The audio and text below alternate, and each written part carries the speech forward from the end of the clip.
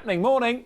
Good morning, Dan. Good morning, Louise. Yes, thank you. We'll be keeping you company straight after breakfast this morning, getting you through the midweek point with more of the stories that matter to you. From free school meals and half-term hunger to day 5 of the fire break in Wales, we're getting to the heart of this week's biggest topics, and we want breakfast viewers to join the conversation. OK, what's your opinion on this one? We all hate waste, right? So what should we do about that slice of bread with a tiny bit of mould on it? Do we bin it or eat it? In it, as our resident foodie Anna, incredible tips on how to make everyday foods last longer. Yeah, also this morning, finding the right words to support someone who's lost a loved one is one of the hardest things to do.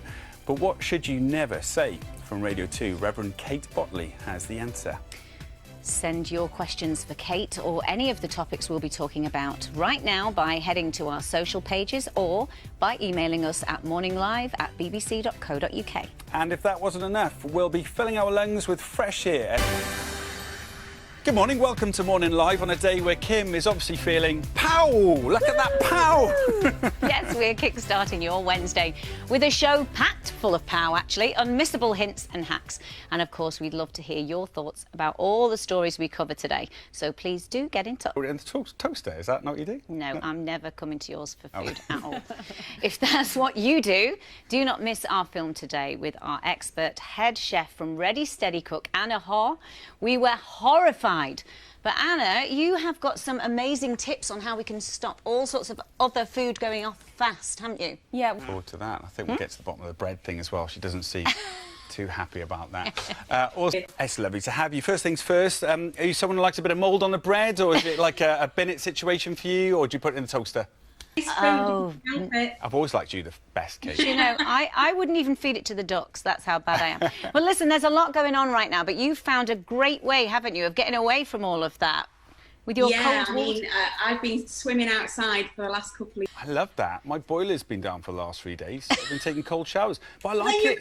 You ready to go, Gethin? Yeah. It's a good method to get going in the morning. Although I need to put my tongue in, don't I? That's what I've established already on the show this morning.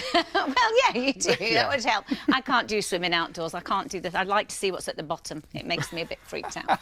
Anyway, this week, Kate and her fellow Radio 2 presenters are tackling a subject that us Brits are terrible at talking about, and that's grief. So how can you support either yourself or a loved one going through loss, and what do you say to someone who's grieving? Yeah, it's so difficult, isn't it? And as a Reverend, Kate's the... Well, there's still 57 sleeps to go until Christmas. But with party leaders saying today there should be one rule for all across the UK when it comes to restrictions, the reality is that lots of us are preparing for a digital Christmas dinner. It'd just be an awful thing, wouldn't it? Are you going to pull a cracker over Zoom? I never thought about that until now. Yeah. And the many things that come with it. You're absolutely right, though. We're out to a private island. I mean, we could all do that. Yeah, some of us, maybe some of us not. I never heard of Zoom until about 7 months ago. These are the stats, okay? 91% admit they've been distracted by their own image on screen and can't help looking at themselves. I don't know who they are. Listen, if you were chocolate, you'd eat yourself, Gaff. 85% have slightly worked on emails or seen someone else on emails whilst they've been on Zoom. 77% have been sneakily texting. Yeah, 66% have eaten during a Zoom meeting and 18% have enjoyed an alcoholic drink. That's the wrong way round, surely. The 8 and the 1 is the wrong way round. And 12% have picked their spots whilst doing a Zoom call. Yeah, and 11% have picked their teeth. Yeah. Yeah, I'm a little bit like him. I just sort of hide behind the sofa. Do I need to be braver this year? Maybe give up some You do. You've been a real wuss there. Anyway, our dog walkers just talked about it there. The new levels of restrictions are so confusing. Who would have thought we'd be in a world where we're having to clarify that tampons and baby clothes are essential items? Yeah, I know, the essential and non-essential. Anna is with us. We know from Ready Steady, we know you from Ready Steady Cook, of course, on Saturday Kitchen.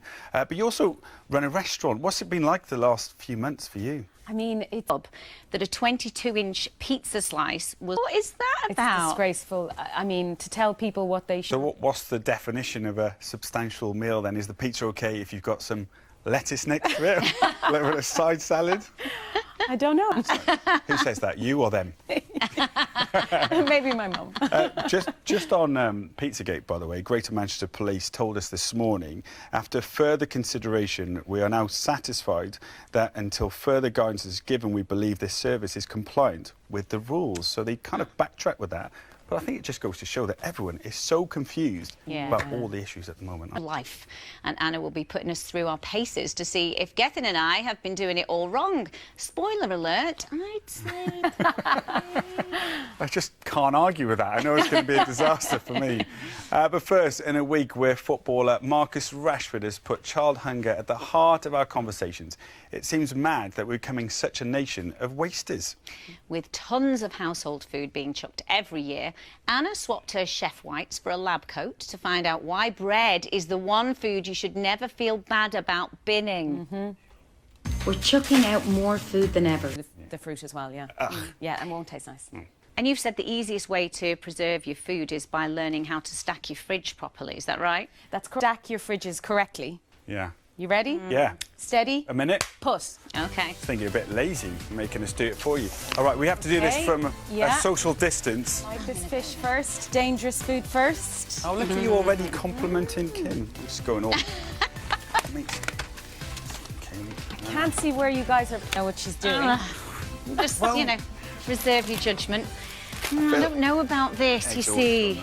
I'm not even going to bother with that I feel right like now. It needs something on That's it. just too This violent. drawer. Who's taken the drawer from my fridge? I need a cheese drawer. things Put in the it. eggs there.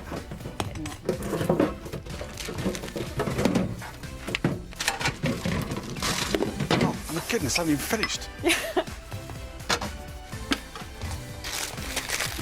I was worried you weren't going to... Oh! Stop cheating by throwing everything in at once. Anna, that was hard to do in a minute. I usually like to take my time putting things in the fridge. You just took everything and shoved it into the fridge. Only at the end. Only at the end. So... There is some sense. So from first look, I would definitely say you should stacking.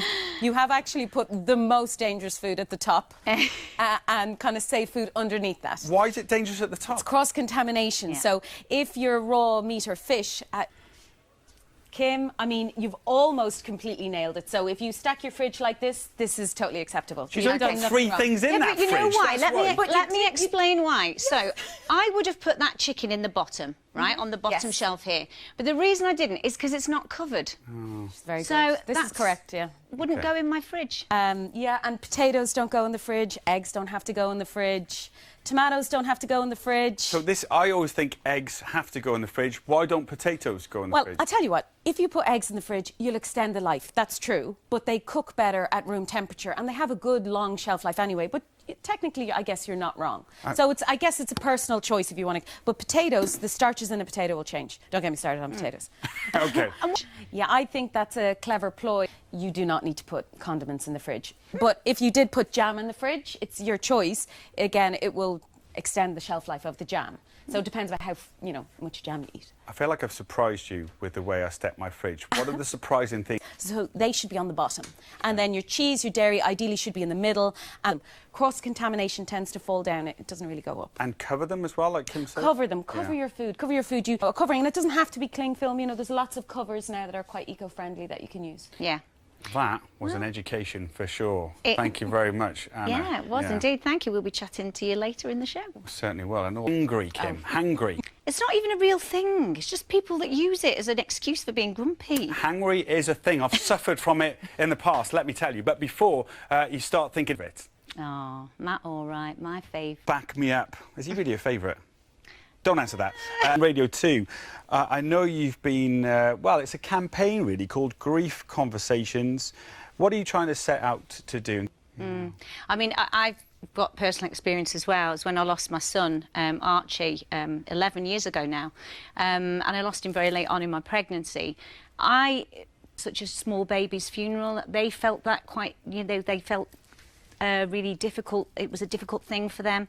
And also the other thing I found was my friend Alison, actually now we share the birthday pictures. I'll light a candle for Archie and I send her a picture and she'll send me a picture of Daisy. And So it still helps you then? It does help me because I feel like the more people will talk to me about it, you know, I feel much more comfortable with that now. I'd rather people talk to me about it than avoid it. I think that's the thing. But people have to work up to that, I think, don't they? It's just as bad. I think we have to start with the person whose loved one has died and say, it's okay to say nothing. It's okay to send that text that says, I don't... That, because you said yourself earlier that you're not someone who likes that conversation either. Yeah, that's true. Superb advice. Thank you. To talk about the return of Autumn Watch. Hi, good morning, Michaela. Hi, Michaela.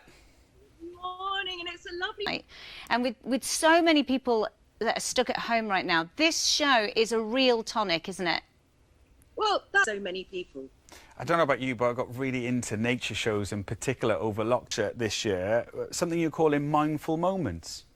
It's something that sometimes you just have to stop, you have to listen, and you could be at your laptop all day, all hunched over like this at your laptop, not breathing very well. You go, it helps release dopamine, it brings down your stress levels. So, you know, I recommend anybody with, obviously, if they can, with their... It's something you can really enjoy, isn't it? Yeah, absolutely. And I think what's great is we're seeing that in schools now as well. They're introducing kids much more to the outdoors with forest schools and things like that, which is wonderful. Michaela, listen, what are you and the team hoping to get a glimpse of then for tonight's show? Well, there's a theme to tonight's show. It's called Weird and Wonderful, because let's face it, a lot of nature is very... We've also got our live cameras out, and yesterday on the show, we had a lot of badgers at where Chris is. Chris is based in the New... So, obviously, if they come onto the live cameras during the show, we will show them, and that's the beauty of our program. Yeah. And what about the sea pups? Seal pups, are they about? Will we see them tonight, do you think? Listen, don't get me started on the seal. I'm always smiley and cheerful, so it must prove that... Of Michaela and the Autumn Watch team tonight at 8 p.m. on BBC Two. And maybe see the pup. That'd be so cool if we see that tonight, wouldn't it? Now, a lot of you have said that being hangry isn't a... OK, I'll give you that. He is good. Matt, all right, isn't he? Thank you for all your comments on the show this morning. We've got through so many things and loads of your comments. I've got Sheila on email. She says, this is a question for you, Anna. She says, I live alone and make meals in advance to freeze. Why does a packet of pasta say, do not reheat? Rice is the same. Well, right. But pasta, you can reheat pasta. Yeah. OK.